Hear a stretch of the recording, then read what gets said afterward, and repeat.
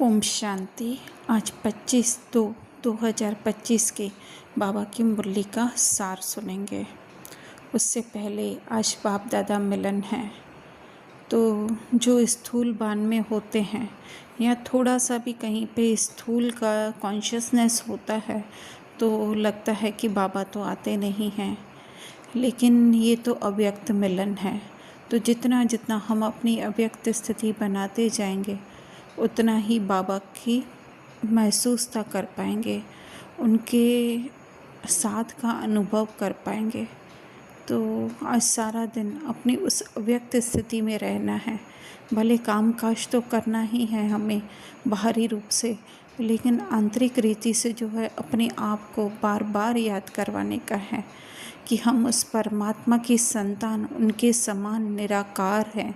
हमें इन स्थूल साधनों की आवश्यकता नहीं है कि हम लोग इनका आधार लेकर के ही हम मिलन मना सकते हैं, पर उस अव्यक्त स्थिति में रह कर के और बाबा की महसूसता करें। तो सुनते हैं आज की बाबा की मुरली का सार। बाबा कह रहे हैं, मीठे बच्चे, सबको यह खुशखबरी सुनाओ कि भारत अब फिर से स्वर्ग बन रहा है। हेवनली गॉडफादर आए हुए हैं। तो आज सारी दुनिया जो है वो सच्ची खुशी की जो है वो प्यासी है, क्योंकि आज जो खुशियाँ मिल रही हैं मनुष्य को वो अल्पकाल की मिल रही हैं, और उसके पीछे मनुष्य को जो है वो बहुत कीमत चुकानी पड़ रही है, चाहे फाइनेंशियल या चाहे तो फिर हम कहें मन की भी कीमत उनको चुकानी पड़ रही है, क्योंकि उन खुशियों, विनाशी खुशियों के साथ जो है वो दुख तो जुड़ा हुआ ही होता है। लेकिन यहाँ पे बाबा क्या कह रहे हैं कि भारत अब फिर से स्वर्ग बन रहा है। तो भारत मतलब कि वो भारी रीति से तो प्लेस है करके, स्थान है भारत, लेकिन हर आत्मा जो है यहाँ पे स्वर्ग बन रही है। लेकिन कौन सी आत्मा स्वर्ग बन रही है? अर्थात कि उनके संस्कार जो हैं, या हम कहें अगर ड्रामा के हिसाब से देखें तो एक्टर के हिसाब से देखें तो उसकी जो है अभी स्वर्ग में पार्ट बजाने की एक्ट शुरू होने वाली है। तो आत्मा भी कौन सी आत्मा भारत बन रही है? जो कि स्वयं को उस परमात्मा के साथ समान जो है महसूस करती है। एक्चुअली में है तो सही ही, लेकिन माया के परछाई के कारण समझती है कि नहीं, मैं ये रोल हूँ, मेरे अंदर ये लिमिटेशंस हैं, एक हदें हैं। तो वो आत्मा नहीं, लेकिन जो स्वयं को परमात्मा के समान आत्मा मानती है वो भारत जो है वो स्वर्ग बन रहा है। और जब आत्मा के अंदर वो संस्कार जागृत हो जाते हैं तो फिर बाहर स्वर्ग बनने में कोई देरी नहीं लगती है। हेवनली गॉडफादर अर्थात कि उस हेवन को, उस स्वर्ग को स्थापन करने वाला, अर्थात ये डायरेक्टर जो है वो आए हुए हैं। फिर बाबा कह रहे हैं, जिन बच्चों को स्वर्ग का मालिक बनने की खुशी है उनकी निशानी क्या होगी?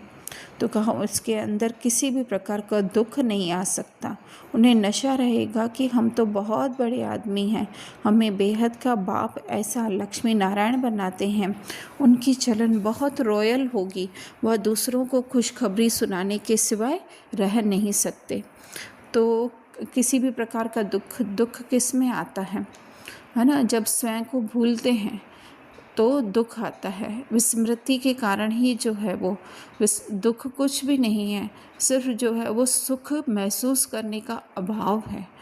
तो हमें जब पता चल जाएगा कि हम आत्मा संपूर्ण हैं, खुशी से भरपूर है, तो फिर दुख का तो सवाल ही नहीं हो सकता। फिर बाबा कह रहे हैं, ऐसा लक्ष्मी नारायण अर्थात वो जस्ट बाहर का फिगर नहीं, लेकिन जो है वो उनके समान, अर्थात उनके जैसे गुण हैं वैसे ही जो है हमारे भी हैं, और वही जो है हमें अभी प्रैक्टिकल में लाने हैं। तो रॉयल होगी। रॉयल अर्थात कि रॉयल कौन? रॉयल इंसान को अगर हमने कभी देखा हो तो जो है उनके अंदर किसी भी प्रकार की आसक्ति नहीं होती, कहीं भी उसकी आँख नहीं डूबती है।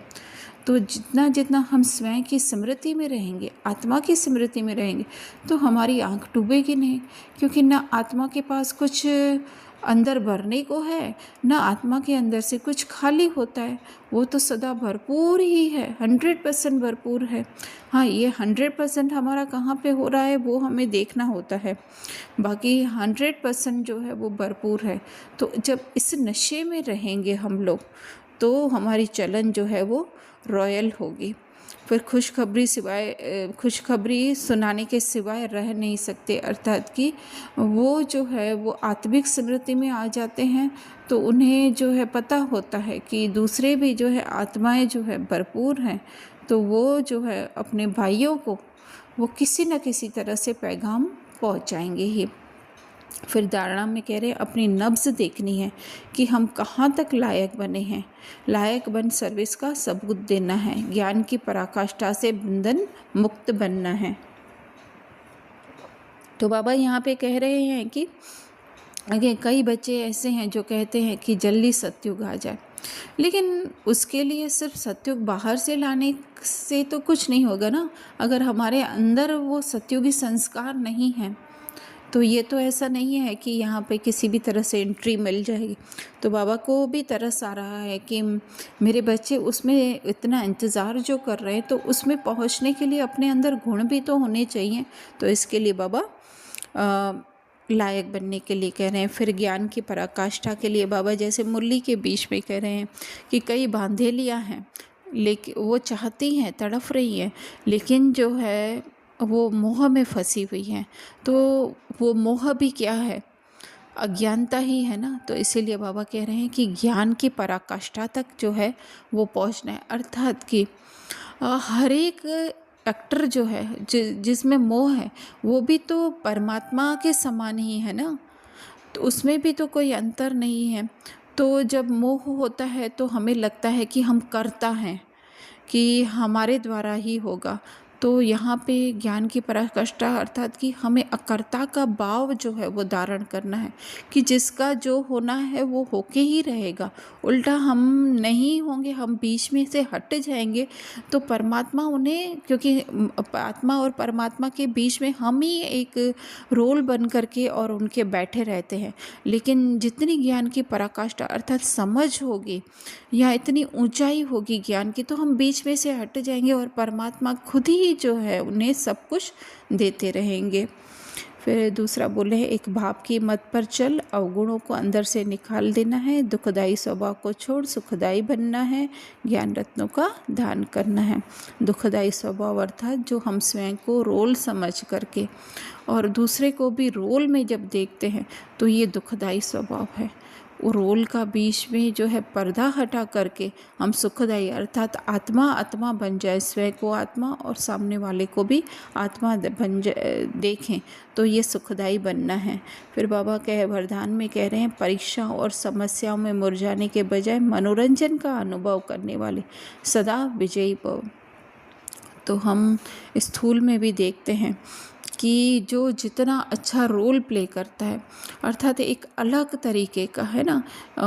अवार्ड्स भी किसको मिलते हैं, जैसे कि कोई जो है वो एक एबनॉर्मल का, एक पागल का रोल प्ले करता है, तो जो है उसको बहुत बड़ा अवार्ड मिलता है। जैसे हम देखें तो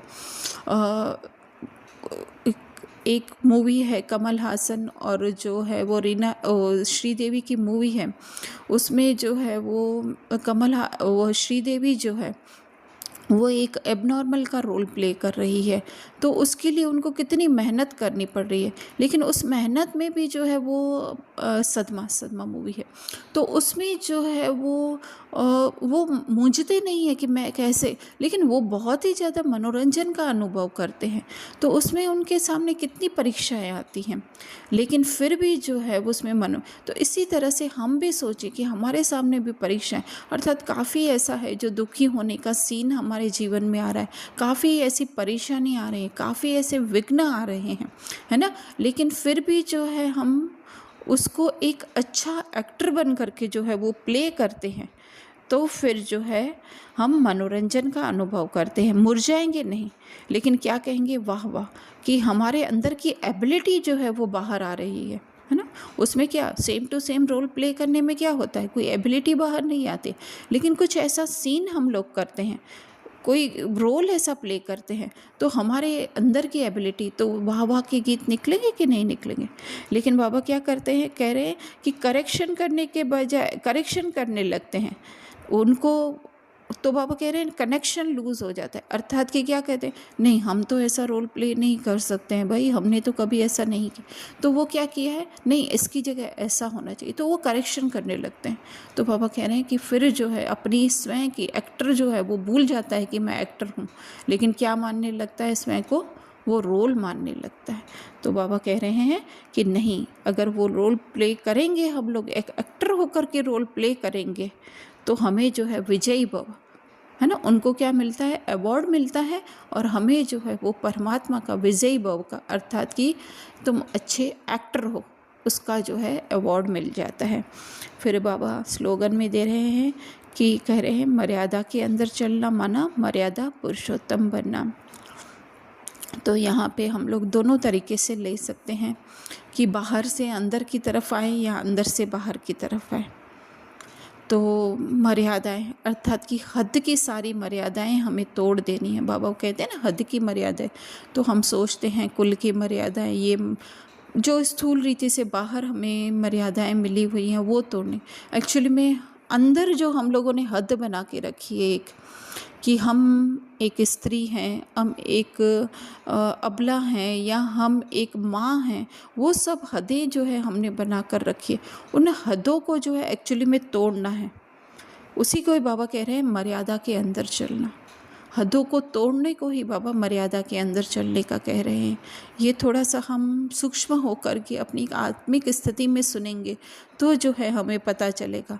तो जब हदें तोड़ देते हैं हम लोग, तो ही जो है हम लोग बेहद अर्थात मर्यादा पुरुषोत्तम बनते हैं। अच्छा, ओम शांति।